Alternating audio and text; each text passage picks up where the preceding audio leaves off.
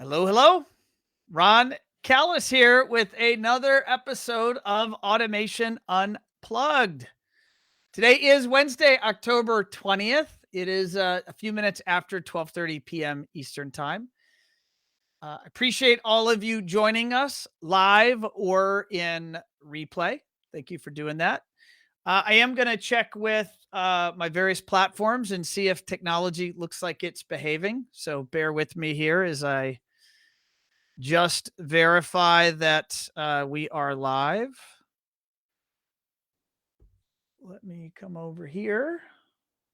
Check out my Facebook page. There we go. I think we are live on Facebook. Hey, out there, say hello, drop us a comment. Don't forget to like and share. If you share, that's how more of our friends. I see Jeff Brewer. He's like, you are live. Thanks, Jeff. Jeff, I just missed your phone call. But now you know why I missed your phone call, because I was on with Mr. Jeff Costello getting ready to go live. So I owe you a call back. Thank you for dropping in or tuning in. And I'm going to look for my team to give me a confirmation if we are live on LinkedIn. It does look like that is not cooperating, but we will.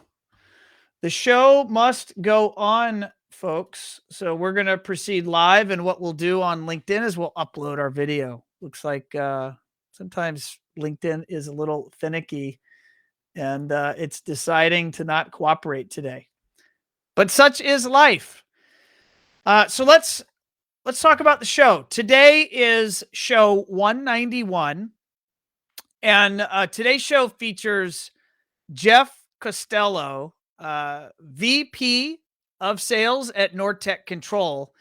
And Jeff and I have known each other for many years. Jeff is an industry veteran like myself. And Jeff is going to tell us a few of his war stories today. And Jeff's done some pretty fun stuff. I always enjoy a conversation with Jeff.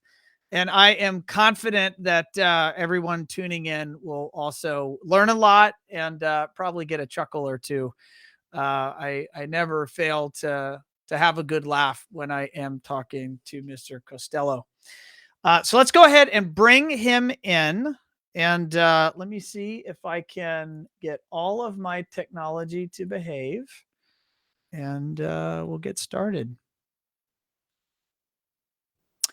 Jeff, how are you, sir? Doing well, Ron. How are you doing? I am good. Where are you coming to us from? I am in lovely Carlsbad, California. So I picked an office to do this call from that did not have a solid white wall, and this is the best background I could find. So I'm actually going to compliment you because that wall looks pretty interesting. So this is like a wall in maybe your conference room or one of the this is one of many conference rooms, huddle spaces that we have set up throughout here. Most of them have solid white walls, but I found one that had a better background just for you. Originally, I was going to do this in my home office, and I had, I was going to have a really nice setup and have my bookshelf in the background with a lot of the best books that made me look smart. I take the ones I really read off the shelf. That's what I do. That's my trick. I just put lots of books behind me, and then people assume maybe I read them. Yeah, and I put the ones that I should have read on the shelf, and I take the ones that I actually read and move them aside. And I had all that set up, and then. Damn if we didn't go getting acquired. And so now I'm spending a lot of time out here in Carlsbad. I was out here 2 weeks ago, and now I'm out here again this week, and I'll be out here a lot more on a regular basis. So that's why we're doing it out here. I'm going to share with our viewing audience, our listeners on the podcast will have to check out the landing page on the One Firefly site for the show, or they'll have to go over to Facebook. But I'm going to share with our viewing audience an image. And this is, why don't you describe to our listeners what is on the screen? This is you and I at an ASEAN conference, and we were on a team building event. And I think when they do these team building events, about half the teams immediately run to the bar and don't even try, and about half really try to win. So you and I were kind of the leaders on our team and tried to win. And I think we came in, of all the people that tried, I believe we came in last place. So we were not terribly effective.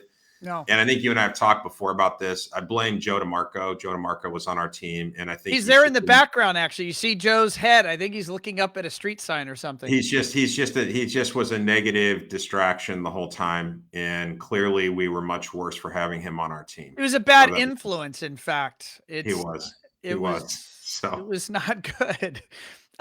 Just joking, Joe. We love you.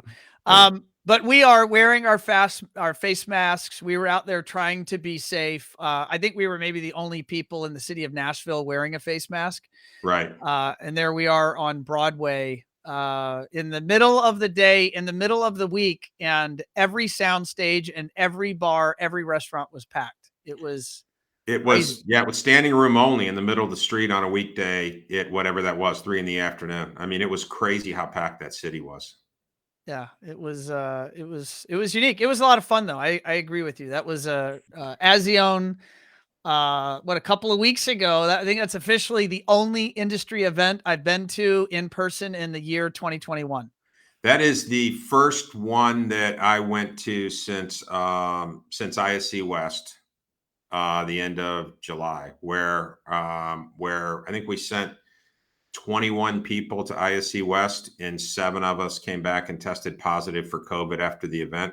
And I was vaccinated, and I still tested positive for COVID when I came back. I ended up getting sick and fine, obviously, but it was crazy. So I ended up missing the ProSource event the week after that. We were all excited to go, and I think there were 3 of us that were going to that event that all were in quarantine mode and couldn't go. And so we sent 3 other people to the event. And my understanding is they had a great time. So I missed that one. So the Azione one was the first one I actually got to go to. And we had a lot of fun at that event. A lot of late nights in Nashville. It was a good time. I haven't heard any stories of people getting sick. Have you? It doesn't mean it didn't happen. That just means I didn't hear the stories. Of people getting sick of people picking up COVID from the event. Have you heard? Oh my God. It was ISC West was a super spreader event. ISC West, but Azione, did anyone? Oh, Azione, no, I didn't hear anybody getting sick either from that event. No. Which, if there was a super spreader event, that would have been it, because we were all there and we were all together. So it's so crazy. I don't. Well, I wasn't going to get it. I mean, I've got 2 Pfizer shots and Delta antibodies right now coursing through my veins. I feel invincible right now. So I'm, at least for the time being, I'm good to go. Well, there's a lot of things I want to talk to you about, Jeff, sure. And I know our audience wants to get to it. One of them, I'm just going to give the tease. You wrote a novel, and right. It's a lot of fun, and I want to talk to you not only about the book, but how you actually came about writing the book and that whole process. And yes, folks, you can buy that book on Amazon. I'll share the link. It is called Surfing with the Bishop by Jeff Costello. But before we go there, Jeff, tell us, you've had a long storied career. You right. And you've told me some stories, and including a Shark Tank shark. Right. So give us maybe a little bit of your backstory, your origin story. Take us where you're take us. I graduated college in the mid '80s, and yes, I did go to college, and yes, I did graduate. For those of you that have had barroom conversations with me and would question my level of education, I did in fact graduate from college. And in my first job out of school, I got a sales job, and I was cold calling on nursing homes and hospitals trying to sell cleaning chemicals. And I quickly decided that's not what I wanted to do. That was not a fun gig. And I ended up just kind of stumbling into the technology field. I had a buddy that got a job. I grew up in St. Louis, and I was living in Springfield, Missouri at the time where I went to school. And I grew up I had a buddy that got a job in Dallas, and I just basically quit my job, came down, slept on his couch, and said, I'll just figure things out in Dallas. There's a lot more opportunity. And I ended up getting with an accessory company, which turned into getting into we did a lot of Mac and Amiga accessories, and learned a lot of experience. We actually filed paperwork to go public, and then ended up, the bottom fell out from the market for us because we were so tied to Macintosh peripherals back when John Scully was running that company, and it just went in the tank. And so we couldn't go public. We ended up scuttling the whole thing. And I had a boss that told me that one time he said, yeah, he said, I've been through a lot of experience. When I told him the story of that gig, he said, I've been through a lot of experiences and I've gotten rich in every one of them. He said, some of them I got rich in money and some I got rich in experience. I said, well, that one was an experience one for me. It wasn't a money one. So here I am with all these great skill sets and everything, unemployed. And I ended up getting in the software industry in 1994, consumer software. And I took over a territory in Dallas. It was doing $4 million a year in 1994. And by 1998, we were doing $200 million. And I had 10 people working for me. And a lot of it was just the rocket ship nature of that industry, consumer software. And a lot of it was, through acquisition. One of those acquisitions was we did get bought by the Learning Company. And I did work for Kevin O'Leary, Mr. Wonderful on Shark Tank. So, all right, so I have a question. So yeah. he presents a certain demeanor on TV. Yes. And he's not always the nicest guy. I want to give him credit. I want to say he's always brutally honest. Right. And that definitely is, I'm thinking back to the days when I used to watch, what was it, America's Got Talent? Yeah. And Simon Cowell would be, rudely honest. Yep. And then Paula Abdul or the other people would like try to soften the blow. On Shark Tank, which we watch a lot of in our house. So, he's that whole crew. My 12-year-old son loves that show. We know who Kevin O'Leary is. Is he that way in real life? He was 25 years ago. I mean, that's exactly what he was like. It's not an act how he was on TV. I mean, the way he's brutal to you. If there's something that you're presenting and you're off track with your numbers or your assumptions or something like that, it could be brutal. So he's one of the best guys in the world to celebrate with when things are going bad. And one of the most uncomfortable meetings you'll ever have if things are not going well and it's your fault and you're in a meeting. And for us back in that day, we were acquiring companies every quarter. And you would make acquisitions every quarter. And part of it was to get the asterisk in your earnings so you could post these pristine earnings that were net of acquisition related charges. We always used to joke that if you buy a company every quarter, you create a magic bucket. And that bucket is you can throw all the sins of the past in there and say it was related to the acquisition, get it off the books. And here's what my books look like. And it's fantastic. Every company did it. This was pre-Enron. It wasn't just us. Every company was doing it. And so we were on this bandwagon of buying it. And because you're buying companies, everything gets murky on the financials. So what our company did was do a really good job of convincing Wall Street that this is an industry that's doing this. And so the real thing you need to gauge the health of how successful we are is not the P&L numbers we post or the profit numbers or our public statements. The real numbers are just look at market share data.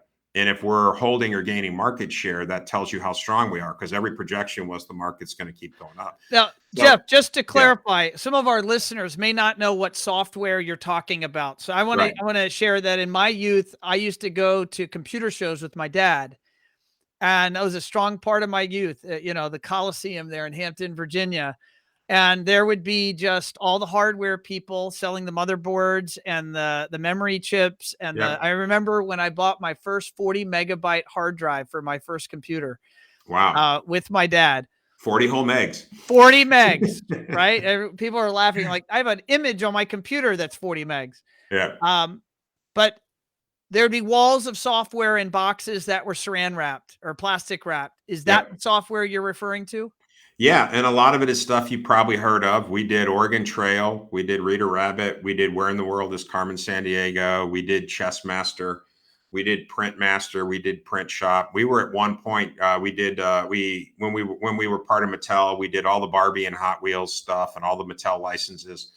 So at one point we were like 20% of the consumer software industry back in like 1999. So which is actually about the same size Microsoft was in terms of consumer software. Jeez. So it was huge. Between us and Microsoft, we were 40% of the industry. It was absolutely huge. And one of my favorite stories is we had back in 95, I think we did the team that did Chess Master basically said, hey, we want to put like personalities in here, fake personalities, because it's all an engine, but you don't want to play an engine. You want to play a person. So anybody on the sales team that wanted to be in the game could be in the game. You just had to sign a release. So I basically said, I want to be in the game. They took a picture of me and you had to choose my occupation. And I had a buyer back back in my calling on nursing home days, that her husband was a chicken sexer, which that's a real occupation. Where basically in Arkansas, where basically he could somehow or another candle the eggs and be able to tell you with 96% accuracy or something, if that was going to be a male or female. And then that determined what they did with the eggs. Males are more likely to get eaten, that type of thing. So I said, great. I want my name to be Clyde, and I want to be a chicken sexer from Arkansas. That's what I want my profession to be.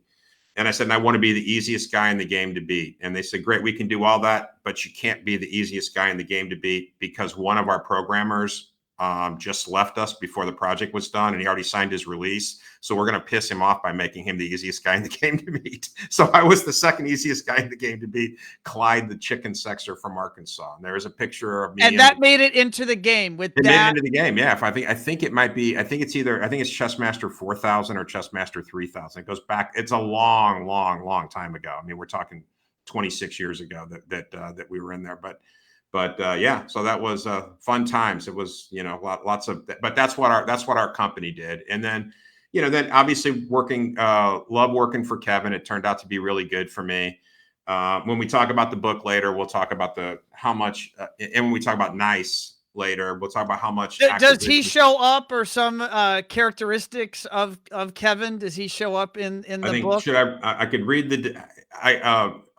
take us there. Yeah, on a public forum, I'll read the disclaimer that everything in this book is fictional and any resemblance to real characters or events is purely coincidental. But over a beer, maybe I'll tell you where some of these stories came from. I love it. A lot of them are things that really happened to me, but they're fictionalized accounts in the book. But there's no actual real person in this book. It's all fictionalized. Everybody thinks that, oh, this character is you and this character is this person, and that's not the case. There's parts of me and parts of people I know in all of them. But it is an acquisition thing, and usually in acquisitions you wonder, is this going to be good for me? Is it going to be bad? And you never really know. And I honestly thought when the learning company bought us, when Kevin O'Leary bought us, I thought it was going to be terrible for me because they bought a lot of companies as they were acquiring things, and they had a reputation. They were a streamlined, efficient, culture-driven company. You fit in their culture, and they were aggressive, and you got in there, and they would buy companies, and they would just immediately dispose of 90% of the existing sales team and roll a couple of their all-stars under their team, and then go forward. And I just assumed, since I was a director, I was going to end up getting let go because they had directors. And I talked to my boss, who was the SVP of sales, and I said, hey, this is going to be bad for me, right? Am I going to get let go? And he said, no, they're going to do something far worse than that to you. They're going to give you more responsibility. And so within about, they actually did. Kevin ended up making me a VP in the organization and one of the regional VPs. And ultimately I ended up growing to, I think by like 2002, I think I was the VP that ran everything. And it turned out to be phenomenal for me. And then, on the flip side of it, ultimately when you see Kevin talking about on the show, when they say Kevin O'Leary built a software company that he sold for $3.2 or $3.6 billion or whatever, we sold it to Mattel. And when we sold it to Mattel, because I guess the feeling was that you had this company that could do all these great toys, and you had this company that had all this great intelligent software, and then you had this other company called Leapfrog that was starting to really emerge and have success with learning toys. So on paper, it looks good to say, intelligent software with intelligent toys, put those together. But it was a terrible acquisition. It didn't work out very well for me personally. It didn't work out for Mattel. They just completely blew the acquisition. They didn't do any of the stuff that was on paper, what the promise of it was. And so it's kind of funny because you think this acquisition is going to be terrible for me and it turns out great. And then the next one, this is going to be great for me and it turns out terrible. So you just don't know. It's kind of like an NFL draft, right? Everybody wants to celebrate the day the draft happens. You got 8 new people on your team. You have no idea if they're any good or not for a year or 2 or 3, right? And so everybody thinks that when an acquisition happens, right out of the gate, you immediately know this is going to be super positive or super negative, and you just don't know until you go through it. How many acquisitions have you been a part of? Companies? My company's been acquired 9 times. that I've worked for. I've been part of 9, and I will tell you, there's been at least, I think, like 15 times where where I've worked for a company where we have made a major acquisition, where we bought them and brought them in, which can be equally disruptive, right? Usually you're in a lot better position to make decisions about how things go if it's your company that buys them and you're in good standing with your company. But there were a lot of times where, where that was equally disruptive, where we would, reorg in January to consolidate who we bought in November. And then we would reorg again in March because we bought somebody in February. It's like, it was crazy how fast that industry was going.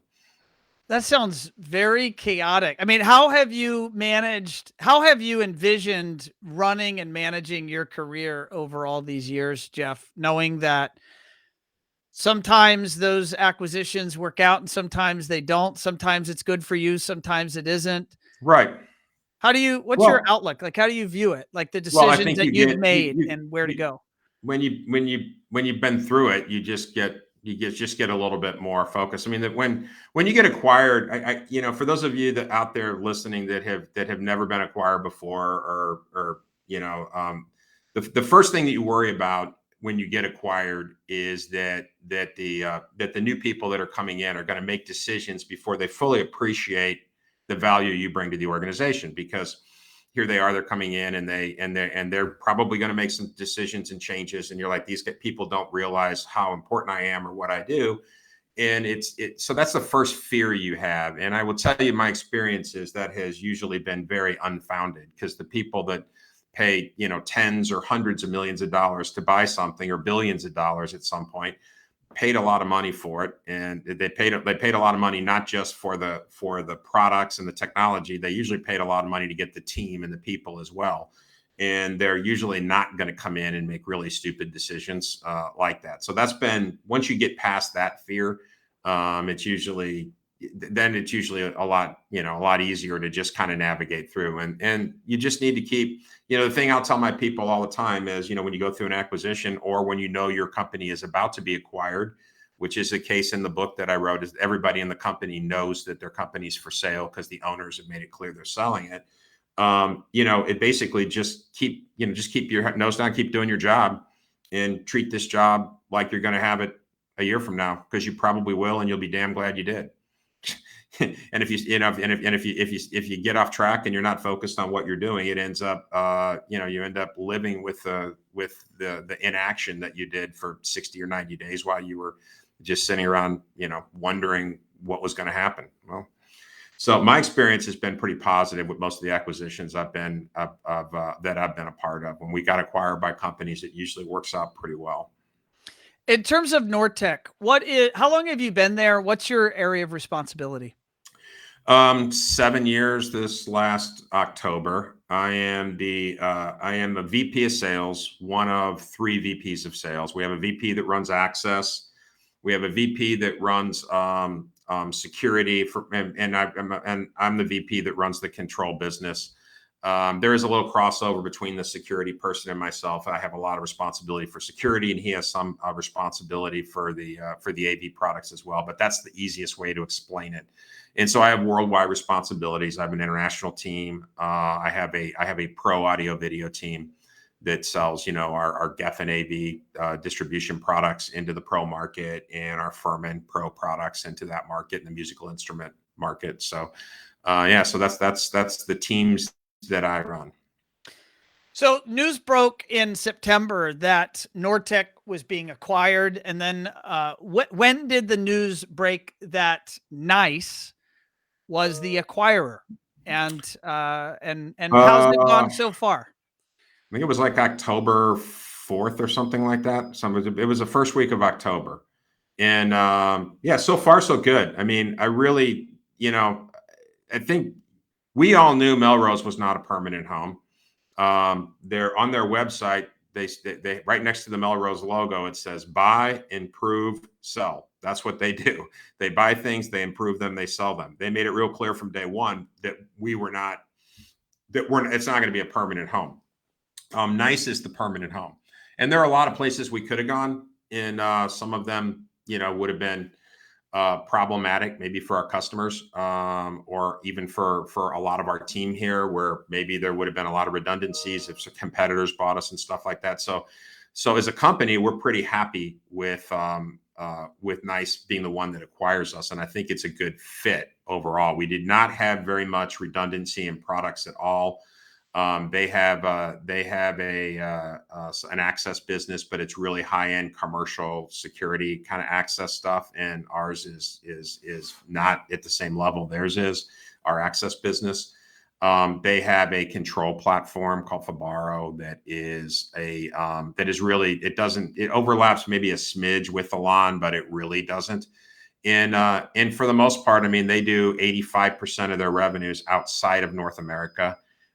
We do over 90% of our revenues in North America. So we are really a big infrastructure for them, we're their US infrastructure. But overall, I mean, it's a really good story for us. We're now a global company. We've got about 3,000 employees. We're right at $1 billion a year in revenue. And we've got factories in 16 different countries. We've got R&D facilities. I think Nice calls them centers for excellence, but let's say they're R&D facilities. We've got them in 14. We've got 14 different ones in multiple countries, including the one I'm sitting in here.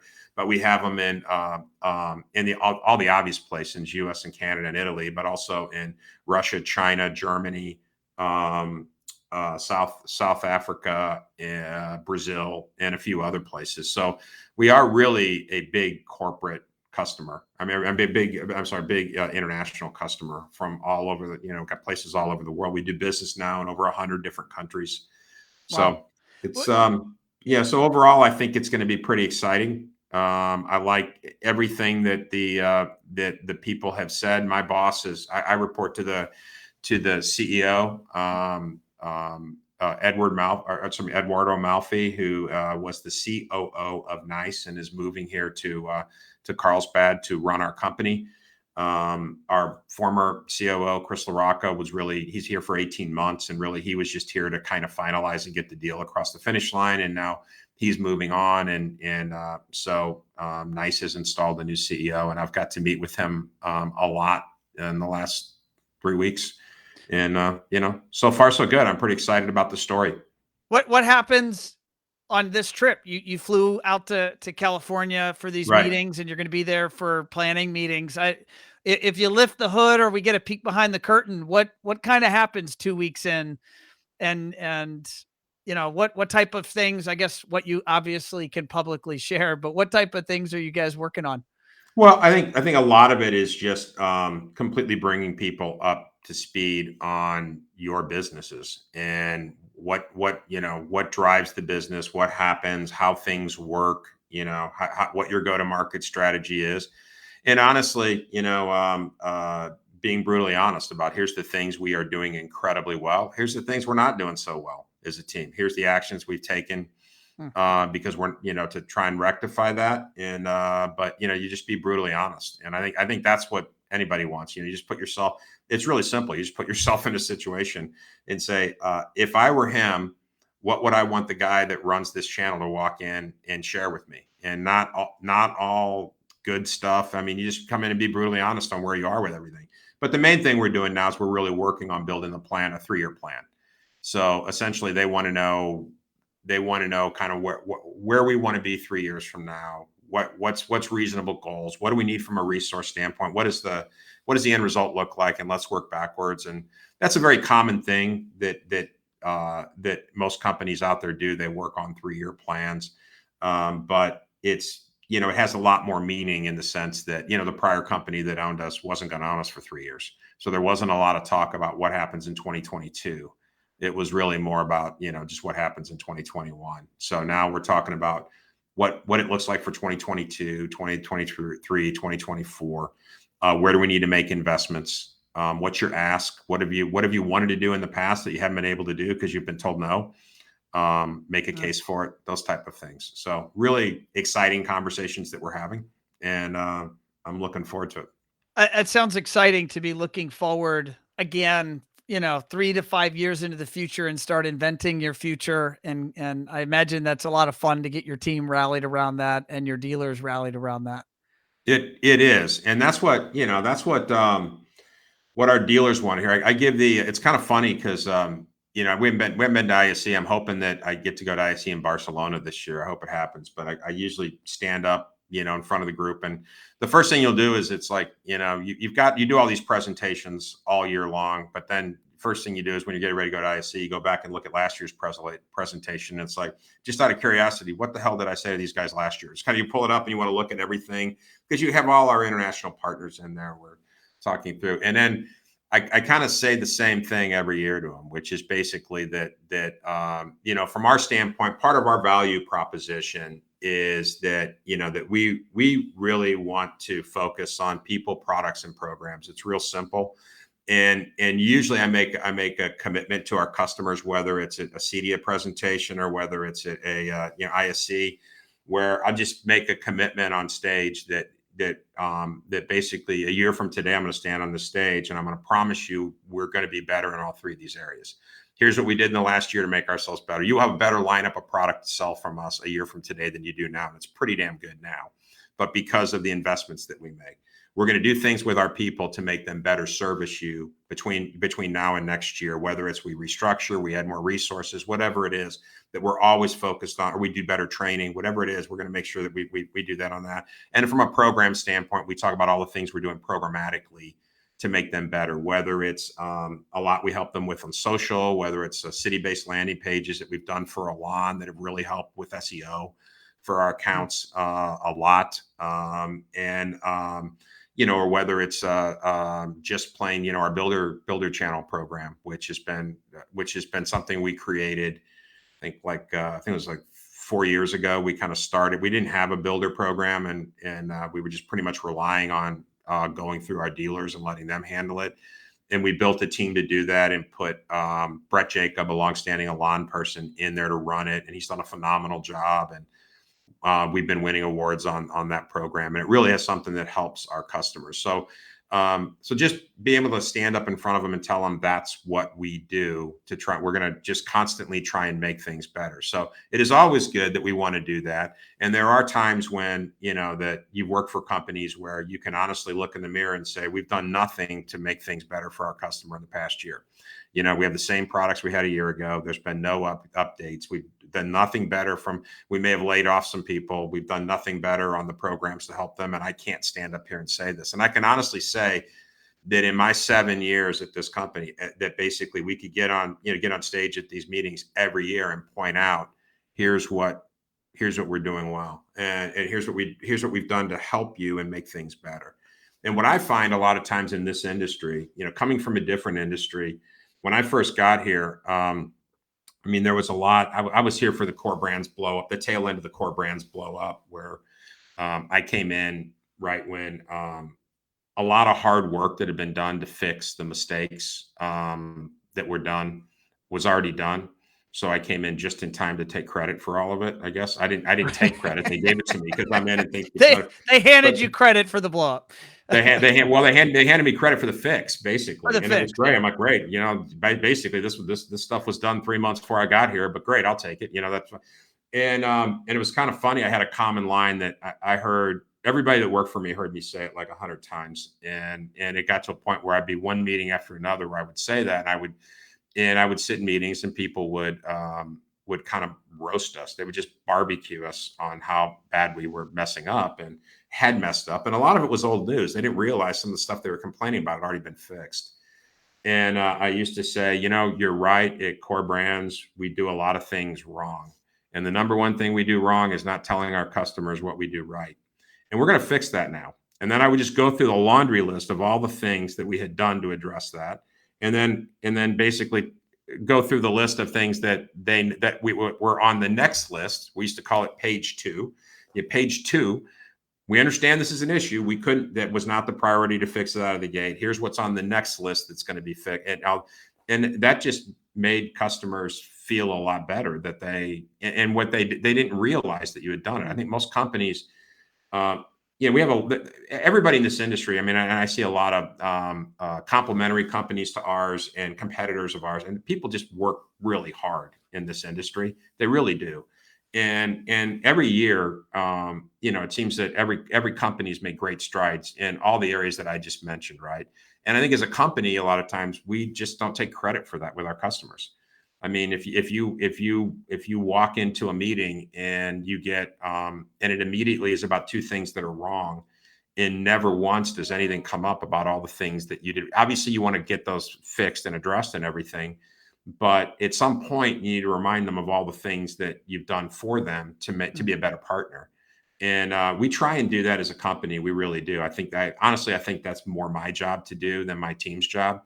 So whenever I'm at events, I will always take, even when we have dealer council events, it's kind of funny that where we run our dealer council for a lawn a little bit different, that basically it is a little bit more free farm, and we want really, really candid feedback. And sometimes it can be, it can get really aggressive, and it's not like we're not going to walk in and say, here's why you should be excited about everything we're doing. Now go sell this. We're going to walk in and it's going to be a lot more conversational and get feedback. And it can turn negative sometimes on, you need to do this and you're not doing this. And we've been asking for this for 2 years and don't have it and all that stuff. Right. So I think it's, but we do that. And I think it is, but I do always point out that, every dealer council meeting we have, the price for me to listen to you, tell us everything we need to do, that we need to fix, that we need to work on for the next 8 hours, is for you to listen to me for a half hour, tell you everything we've done for you last year. So we start with that. Let's talk about everything we did to make your life better and be a better partner. Let's walk through all of that. And then now let's get into all the stuff where we fell short, we need to get better, and what you want us to see, and where you want us to see a year, 3 years down the road. I've just finished reading Patrick Lencioni's book, 5 Dysfunctions of a Team. And I'm actually getting ready to book club that with my executive leadership team. And in the pyramid of the 5 dysfunctions, the foundation is trust. Right. And if trust exists, then healthy conflict and discussion can exist, because now you trust each other and to be open and honest. That's what I'm hearing in what you just described, is you trust your dealers and your dealers trust you in order to have that open and honest discussion.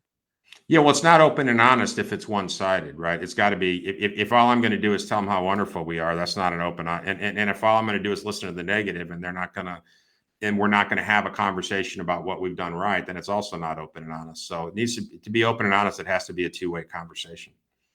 Well, I speak for everyone that is listening or watching live here. We want your meetings there in California to be very productive, but I want to jump subjects here, and I want to talk, speaking of books, I mentioned a book that I just finished reading. We have your book, Surfing with there you go. You got the hardcover. And I'm even going to do this for our, because I pulled it up. I thought you'd get a kick out of this. I pulled it up, so I'm going to share it on the screen share here. And there it is on Amazon, folks, Surfing with the Bishop. All right. Tell us about this book. Where did the inspiration for you becoming author, Jeff Costello, where did this come from? Well, there's a great quote from the author, Toni Morrison, that says, if the book you want to read hasn't been written, then you must write it. And I really feel that this is the book that I wanted to read, and it just had never been written. I mean, how many times for the last 30 years, we've had so many, I've been part of so many fun events, and I just love going to battle with my team, trying to hit a quarter. I love it. Going to battle with my team, trying to win big deals. I love the customer dinners and the customer interactions, and I love all the events that we do. And we would always joke, well, somebody should write a book about this. This is hilarious, all the stuff that we're doing. And I found it fascinating. And so that's why I wanted to do that. And I actually, part of it too is that I just hate all the common tropes that are out there on how salespeople, business people, but specifically salespeople, are treated. I mean, even lawyers get heroes, right? But salespeople in every form of media, whether it's books, TVs, it's movies, a dirty word. They're perceived as either affable morons, like the people from The Office, or Herb Tarlick from WKRP in Cincinnati or something like that, or they're intelligent but incredibly dishonest and devious. that seems like the two things. You have to fall into one of those buckets. If you've got a smart salesperson, he has to be very devious and dishonest. That's how we're going to write him in here. And that has not been my experience at all. It's also a very common trope that business people are portrayed very negatively in books, that if you go to an office every day and you work with a lot of other people and you collaborate, that and you sit in a cubicle for 4 hours a day, that you have a mundane existence, and that you've made poor choices in life, and that you hate your life. And that's not been my experience either, because I've always loved the people that I've interacted with and who we've worked with. So from that standpoint, that's what I wanted to do. I tell people that I wanted to write a book that was set against the backdrop of running a sales organization that for a company that is imminently for sale. They're trying to hit a quarter. At the same time, they're trying to win a big deal, but they know the company's for sale. I want to wrap all those things into one story. And I wanted to write it against a backdrop of that with the same type of passion and detail that Tom Clancy would describe the inner workings of a submarine, because I think it's just as fascinating. I do. And so that was my take. Is there's nobody in my mind that I've never read anything that did a good job of portraying me or what I do for a living or my interactions with customers. And you see them all the time at these conferences we're at. The way we interact, nobody would know that is how salespeople and their dealers interact. It's always portrayed as something completely different, because that's what, a normal writer, that's what's in their mind of how you would sell something. It has to come in, it has to be confrontational. It's not a partnership or any of that stuff. And I thought it would be fascinating to do that, and to put a lot of my crazy stories that have happened the last 20 years of my life, 25 years of my life in here. And I thought it'd be really interesting. And I'm a big part of the culture of any organization I've ever run has been humor. And so we laugh a lot. And so I thought it'd be fun to load that up with humor and show people that's exactly what it's like that's how we all interact. We make fun of everything, no matter what. And so that's what I tried to do. And I'm getting really good feedback from friends that have read it. I think everybody in the industry, I knew they would like it. I mean, everybody that I know that I've worked with that does what I've done, for years, I knew that they would like it. But what's interesting is I'm getting people that, 80-year-old women that are reading it, that are friends of the family, that are telling me how much they like it. And I thought that didn't know anything about technology or running a sales organ or any of that stuff, and they still find it interesting and funny. So that's kind of was the impetus to do it. What was it like? What was your process of writing? Because I'd like to think, and I heard this from you, so I'm not stealing it from you. I'm giving you credit, but I've heard you say, I think everyone has a book in them, something Right. to that effect. Yeah, And absolutely. I think there's an old line. I'm using somebody else's joke here, but I would credit it if I knew who said it. But there's a line that everybody's got at least one novel in them, and thank God most of them stay there. So I'd like to right. think I had at least one novel in me, and I wrote it. But I do love to write. I really do, and I love to. I love to try and be humorous and insightful. I think, as I think I had told somebody, did another interview on my book, and it basically said that, that deep down, I'm a storyteller. I like to communicate through stories. Always do. I'm always trying to communicate my point through a story. And that usually those, sometimes those stories are insightful. Sometimes they're humorous. Sometimes they're both.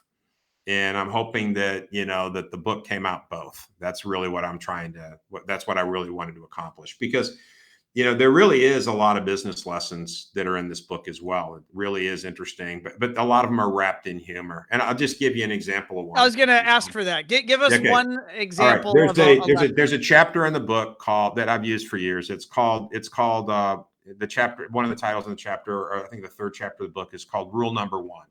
And I've often joked that I have I've often used rule number one with my team, and this came back from like more than 20 years ago. And so basically, it started when somebody came to me, a new employee, and said, "What's your expense report policy?" And I said, I only have one rule about expense reports, and that is, and I apologize I'm going to say it as it's written in the book, so I apologize if I offend anybody with language here. But the rule is that I don't need your help to look like an asshole. I've got that covered. So if you make me look like an asshole by putting an expense report in that I have to then go explain why you rented a Jaguar or why you flew first class and didn't need to or something, it's not going to be good. I'm going to make your life hell on every other expense report. And I've never had, that's how I've done it. I've never had an issue with anybody. And I tell most people that, right? So it's kind of funny. So I've got a lot of friends through the years that are the type of people that will look at every line on an expense report, calculate mileage for all their salespeople, how much did they drive, look at every hotel that they stayed at a Courtyard for $129, and there's a La Quinta that's 5 miles away for $119. So why didn't they stay there? Some people manage that way. I never would. I think if you've got, I just never had the time to do that. I was busy doing other stuff. But flash forward, 20 years, and I just read Reed Hastings' book, No Rules Rules. The guy that Netflix, from Reed right? Hastings did Netflix. Yes. He wrote a book called No Rules Rules, and he has a whole chapter in there on expense reports. And they tried so many different ways at Netflix to come up with different expense reports, different expense policies. And every time you did one, there's an exception. So now you have to document the exception. Well, what about this? And what about this? And what if you're okay? Well, you can't fly business class to Europe because it's too expensive, but you can if you have a meeting that day and you're not spending the night. And they're doing all these different things. And finally, he just chucked it all. And they have the expense report at Netflix now is one line, and it is do what's in the best interest of the company, which effectively is, if you think about it, is a more professional way of saying my rule number one. But my rule number one is the same damn thing, which is basically, and I was doing it 25 years ago, which is, don't make me look like an asshole when you submit it and we're good. That was basically it. And so I like to think that I was way ahead of Reed Hastings. I mean, he's probably a little bit better business person than I am. I think he might have a few more skins on the wall than me, but I was way ahead of him on the whole expense report policy by at least 20 years. You think you got another book in you? I think I do. I really do. I think that I don't know when. I mean, I'm promoting this one now. The funny thing is I think I've already kind of modeled out what the next book might be, and I don't think it would be a novel. I think it would just be. I like to write stuff that'll make people laugh, and if I write some essays on life and my thoughts on various subjects from parenthood to marriage to business lessons to stuff like that. I think I've got some stuff that is funny to me, and I'll write it. And at some point I'll probably write it and I'll share it. And if it makes the right people laugh, then I'll go to a broader audience. If it doesn't make the right people laugh, then I'll probably just scuttle it. Well, speaking of writing, and I'm sharing on the screen now for our audio listeners, your website, which is right. jeffreybcostello.com. Right. And tell us about this site, because I've been reading some of this content, and it's funny and it's educational. So right.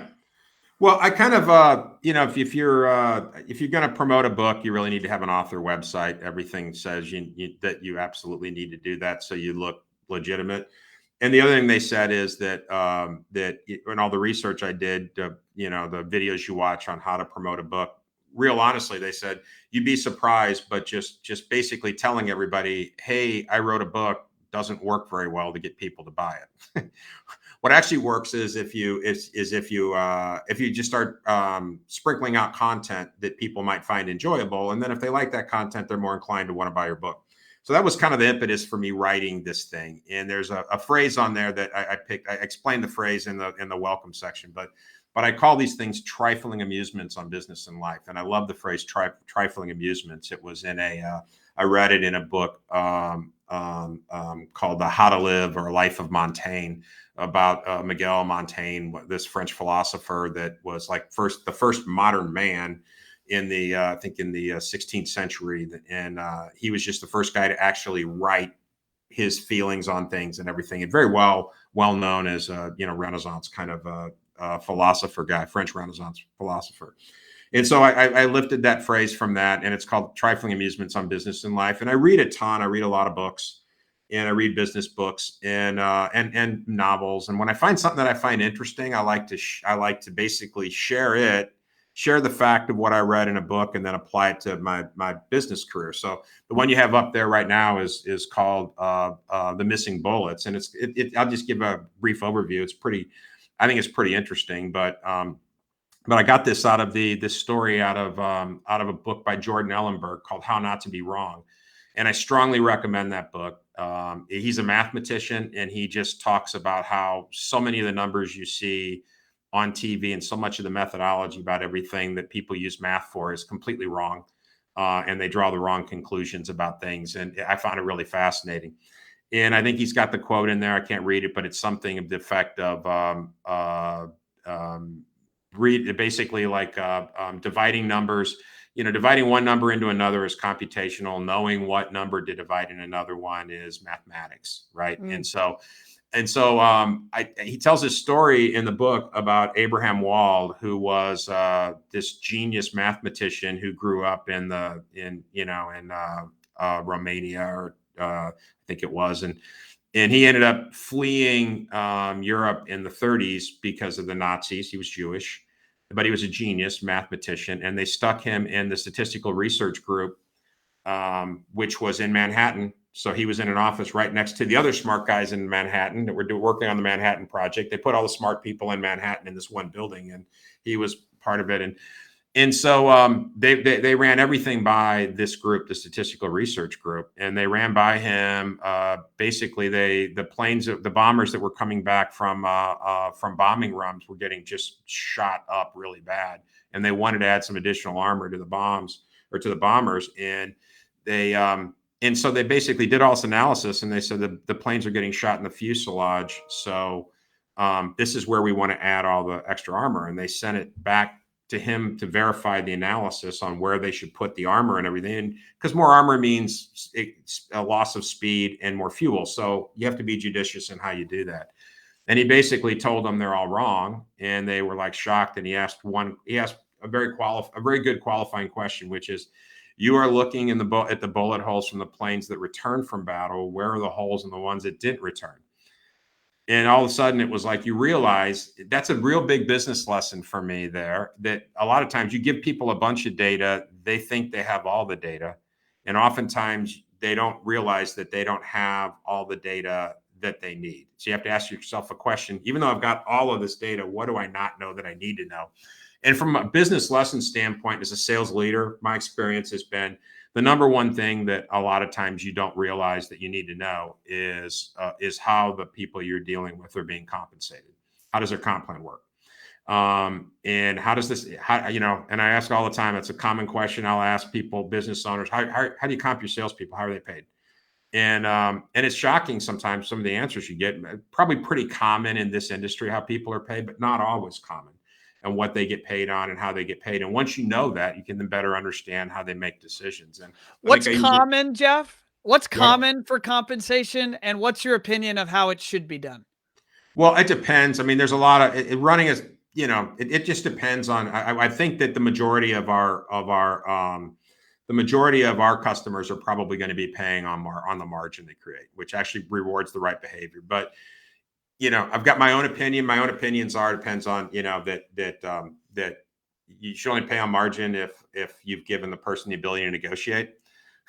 If they have the ability to negotiate or to choose higher margin products that are more expensive versus lower margin or whatever, you can then pay on margin. But if you're setting the price in the mix, then there's no sense paying them on margin. You should pay them on top line because they don't have the ability. It's just an extra calculation.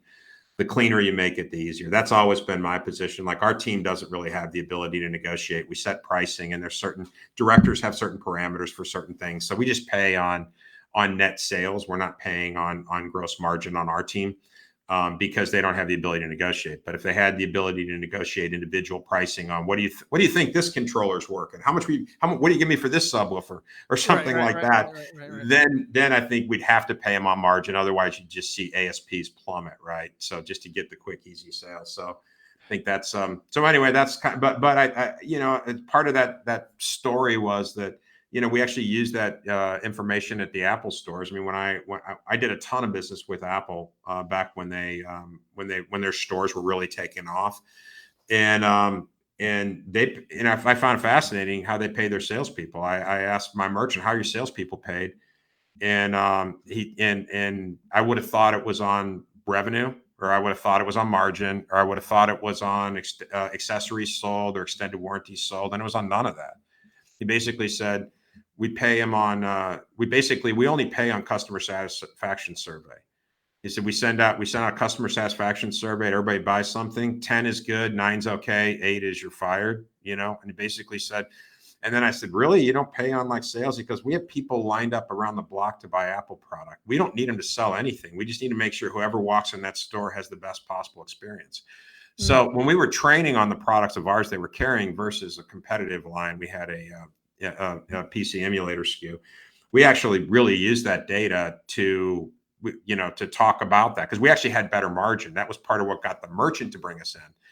But we weren't going to go out to the sales team and tell them you can make better margin, because that probably would have alienated them. They would have thought that's why the merchant brought that in, right? So we went out and said the merchant brought this in because we're higher reviewed and we're a better product. And by the way, we think we undercut their employee purchase price, our competitor, by 50%. Said the same thing. By the way, the merchant made us do that because he wants you to use that product.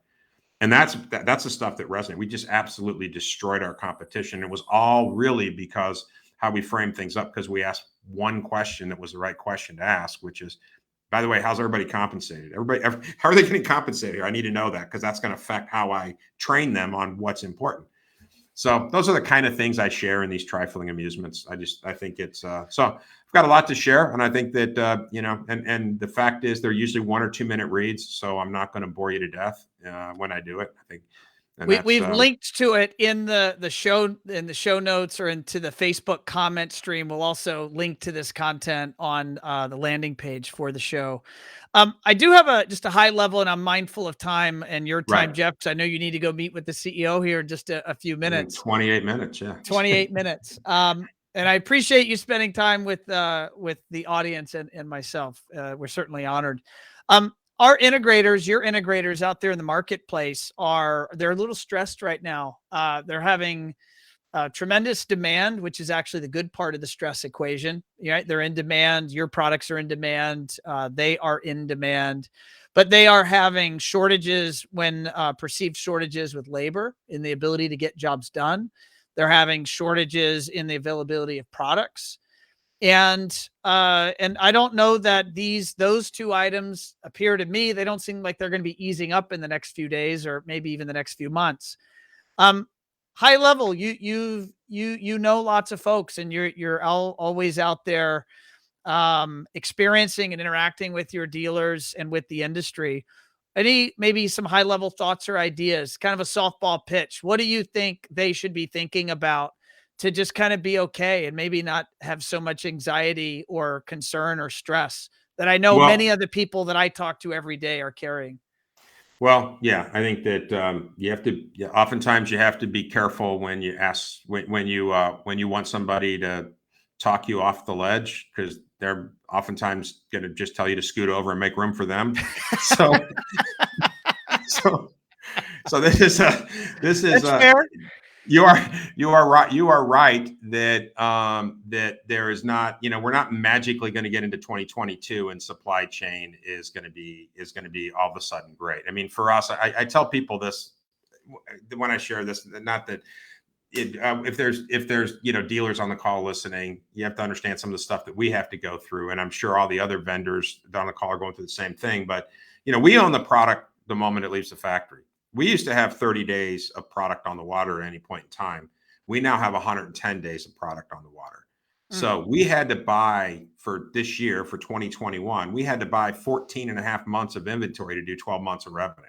So that takes a bit of a hit on your P&L. And it's not just us, it's every vendor out there is doing the same thing. Anybody that has product that comes in from overseas, they have a lot more product on the water than they had in the past, and they own that product the moment it leaves the factory. So they are buying more than 12 months of inventory this year to support the business. I don't know that that's going to get better anytime soon. I mean, if you believe what you read about the chip and component shortages, that is hopefully going to be easing up and get better. But in terms of getting the port situation fixed, and getting enough truck drivers and everything else that happens, I think we're still going to be dealing with this for a while. But the one thing I will say, Ron, come off the ledge, come on in, have a beer with me. No reason to jump yet. The one thing I will say that has me very, very bullish on all of it is just all the data you see on new housing starts. That everything points to the fact that 2022 is going to be a good year. For the next 5 years, it's going to continue to be good. There's a lot of challenges. It's taking longer to build a house.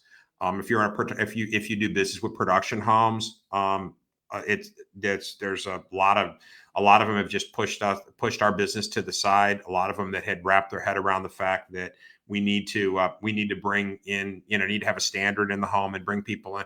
They now have just said that's one less thing for me to worry about. Push out. We'll go back to you go sell it to somebody after the house closes.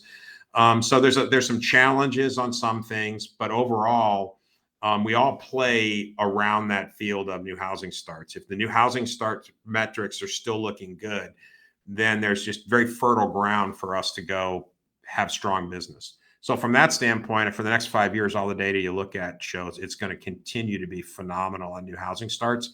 And that makes me feel better. And also, I think that, I believe in that this will sort itself out at some point. At some point, it has to get back to where it doesn't take 120 days to get products from Taiwan or something like that. At some point, things are going to get back closer to normal at some point. I don't think it'll be the first half of next year, but I don't know when. So, Jeff, I'm going to throw you a total curveball, and it's okay if you know about this or don't know about this. But this is actually a personal hobby of mine. My listeners know this, which is cryptocurrency and Bitcoin. And today, October 20th, is an all-time high for Bitcoin. Okay. In the annals of Bitcoin since its inception. I want to say, I'm probably getting this wrong, maybe in 2009 or 2010. And so it's happened today. It actually happened earlier today. Any forecast on what this Bitcoin stuff or NFT stuff or cryptocurrency stuff? You've been in tech for a long time, and it seems from my observation that things seem to be changing out there, and we don't know exactly what it is and exactly what it means. Do you have any read on any of that? I do have some strong opinions on cryptocurrency, and I think my strong opinion is you shouldn't listen to me on cryptocurrency. That's my very strong opinion. I think that's sound advice. That's sound advice. But at least I've captured on the show for history. Today was the all-time high. It's kind of fun. There you go. Jeff, it has been a pleasure having you on the show, my friend. Thank you so much for doing this. For those that are watching or listening and they want to follow you directly or learn more about you or learn more about Nortech, where do you want to send them? Just go to the website, jeffreybcostello.com, and you can access, you can sign up there to access, to get the content from me, or you can access my LinkedIn profile, Facebook, Twitter. Got it. Jeff, it's been a pleasure having you on the show, sir. Thank you. Appreciate it, Ron. All right, folks, there you have it. Show 191 with the one and only Jeff Costello, Vice President of Sales of Nortech Control. He runs their integration or their CI space globally. So certainly a lot of weight and responsibility on his shoulders. And it was interesting. I haven't been asking too many manufacturers about that kind of last topic there relating to shortages in electronics or silicone shortages and, supply shortages. And there's clearly a lot of stress. So if integrators, you're stressed, just imagine what your friendly manufacturer, your sales team and the marketing team and everybody that's responsible and held accountable to produce. Imagine the stress and the pressure that they're under. There's probably enough to go around. So maybe expect honesty and transparency from them, but maybe give them a little bit of a break every now and then because they're getting beat up pretty hard out there. Folks, I hope you have a great rest of your week. I will be back with you next week for another show. I think we got a great lineup of guests booked out into December at this point. I think maybe we are not live on LinkedIn, so we got to figure that out. And it seems to be on again and off again with the connection into LinkedIn. So we'll work on that. We will take this show and we will upload it to LinkedIn, so at least it is there. And as always, if you have not already done so, love you to actually subscribe to the podcast. Go to your Apple podcast or whatever your preferred venue to consume audio is. And if you feel so compelled, leave us a review. That would certainly help the show get out to a wider audience. And on that note, I'm going to wish you all adieu and have a great rest of your week. And I'll see you next time. Thanks, everyone.